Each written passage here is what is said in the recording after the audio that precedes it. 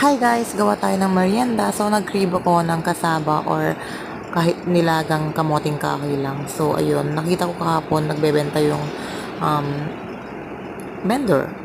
So ayun, bumili ako kahit medyo may kamahalan daw. Kasi actually 25 pesos lang daw sa dating binibilihan nung taga dito sa amin. And yung nagbenta kahapon ay tig 40 pesos.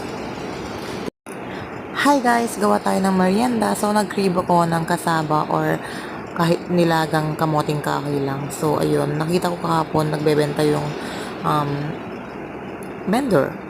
So ayun, bumili ako kahit medyo may kamahalan daw. Kasi actually 25 pesos lang daw sa dating binibilihan nung taga dito sa amin. And yung nagbenta kahapon ay tig 40 pesos.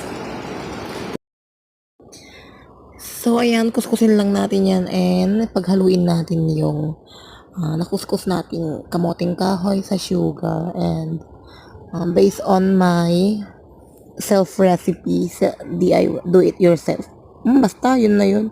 Dinagdagan ko siya ng all-purpose cream. Pampadagdag lasa. Yun lang yun. So, ayan, fry nyo na, prito nyo na. And then, sabay-sabay na natin